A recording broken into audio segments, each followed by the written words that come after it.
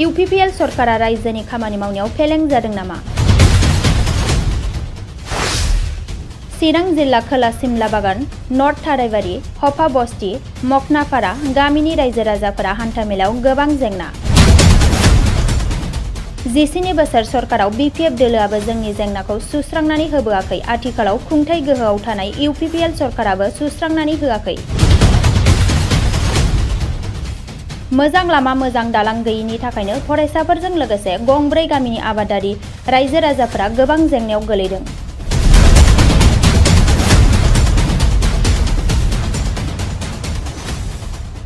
बेनिखायनो दिनै नर्थ थाराइबारि, हफा बस्ति, खोला सिमला बागान, मखनापारा गासै गंब्रै गामिनि गावबुरा बिथांमोनजों लोगोसे रायजो राजाफोरा खौसेयै गामिनि जेंनाखौ सुस्रांनांगौ होननानै आथिखालाव खुंथाय गोहोआव थानाय इउपिपिएल सरकार एबा प्रमद बर' बिथांखौ खावलायहरदों।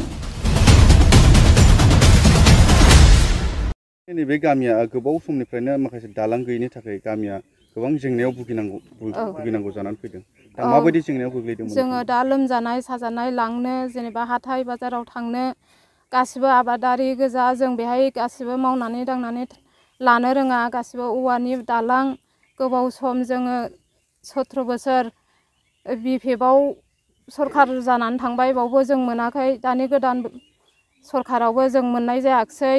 बिनि थाखाय जोङो सार प्रमदनिसिम लोमजानाय साजानाय जेनेबा स्कुलाव थांनाय गथ'फोर बे दालांनि थाखाय जोङो मोजाङै सरकारनिसिम हांख्रायहरो, मोजाङै मोजां खालामनानै हरथों। आरो जोङो बेहाय दखानाव थांलाय फैलाय खालामनायाव अनेक बार बयबो गोलैबाय, जेनेबा गारि मथर गोलैलांबाय, गथ'फोरबो साइकेल सालायनाय स्कुलाव थांनाय साइकेल सालायनाया गोलैलाङो। जोंखौ सरकारा एसेबो मिन्थियाखिसै।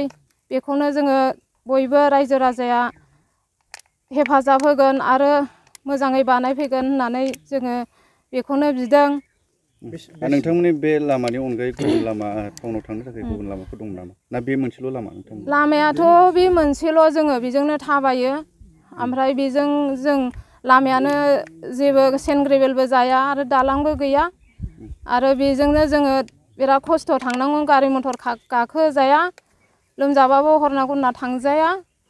बिनि थाखायनो जोङो सरकारनिसिम खावलायहरनाय जादों। नोंथांमोननि गामियाव आबादारिफोर गोजाना माखासे साख्रि आवलाथ' सासेबो गैखाया।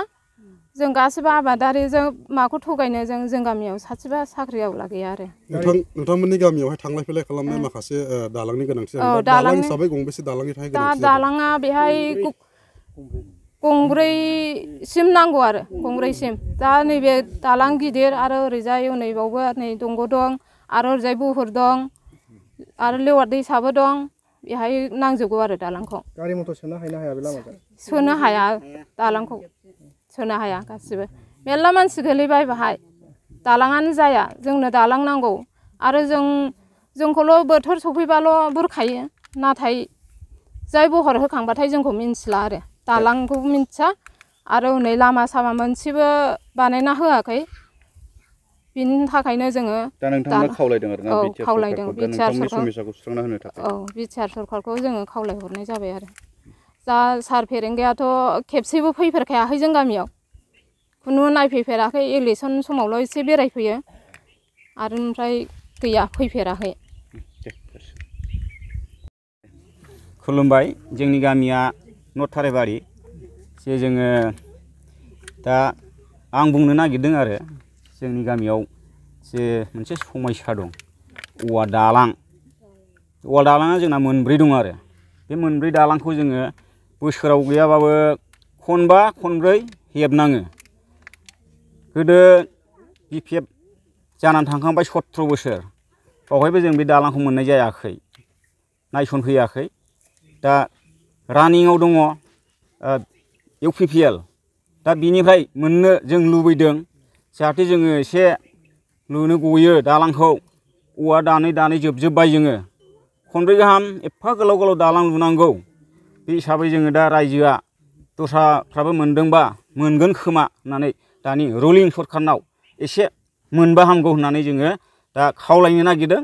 रायजो राजाजों ज' जानानै बयबो जाहाथे हरबाय बायो खोमा, जों जाहाथे मावनो गयो रायजोफ्रा खस्थ'खौ जोंनि दालांजों माब्रै जायो जोंनि गथ' गथाय स्कुलाव थांनाय बेजोंनो साइकेल सालायो सोरबा गथ'आ दालाङाव गलाङो सोरबा गथ'आ बिदिनो खुनुरुखुम बारग'लाङो सोरबा बाइक सालायो बेबो थल' गलाङो समाव हास्लाबा जोङो आबादारि मावनोबो समाव हास्लाबा र' होनैनो दालाङा बायगुलांजोबो बे हिसाबैनो नैबाहाय गलांलायनाय जायो आरो जेला गलांबाय होनबासो जोंथ' उफाय गैला मावनांसिगौलाय दानिया रायजोआ औवा खांदो औवा खांनानै लुदोलाय सोरबा औवा गैया औवानिबो दावराव रायजोआव औवानि फैसा बिबाबो दावराव जाय औवा गैया बे बाब्राबलायनोसै नै गावजों गाव दालां लुनायाव समयसा जायो आरो दा बेखायनो जोङो लुबैदों दानि जा रुलिं सरखार जा सार प्रमरा जाहाथे नायनानै जोंनि दालांखौ दालां गंब्रै गुफुराव गंनै नै बाहाय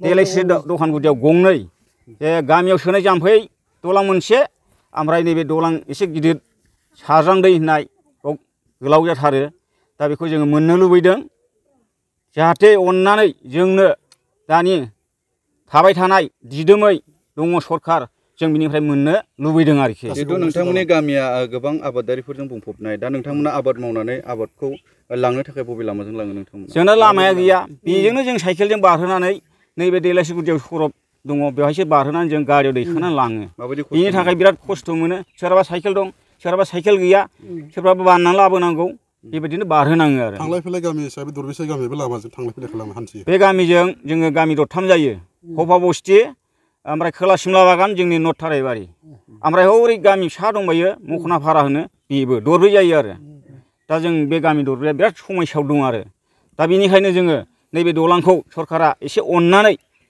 अनसुमै अननानै बानायना होफैयोबा जों रायजोआ बिराद गोजोननाय थागौ आरो बिनि थाखाय जोङो सरकारनिसिम बिराद रोजा रोजा साबायखर होगौ बानायना होयोबा बेबायदि जेंनाया बेसे बोसोरनिफ्राय जाना दं नोंथांनि गामियाव बे जोङो बे लामाखौ खुलिजेननाया जोंनि गामियाथ' बुंनो हाला गैयाबाबो 70-80 बोसोर जालांबाय नाथाय नैबे जोंहा सर्टकाट जायो बेखौ जोङो 2003निफ्राय खुलिदों बे लामाखौ जा सिगाङाव खुलिनानै दं बे एकदम गिदिं गिया जाथारो नै जों एसे बेजों स्कुलाव थांनाय फैनाय हान्था मेलाया बेजों सर्टकाट जायो नालाय नैबे लामाखौ जों खुलिनाया 2003आव जों खुलिदों बे लामाखौ दा बे समयसा बे दैज्लां बोथोरावलाय माबायदि खस्थ' मोनो दैज्लाङावथ' मा बुंबावनो बेनो दालाङा जोरा खस्थ'आ साइकेल नारजाया गारलिन गुरलिन दुब्लि बारि बारबोनांगौ नैबेखौ जोङो रायजोयै गारलिन गुरलिन जानायाव ओरैनो ज' ओंखारना हातफिनिं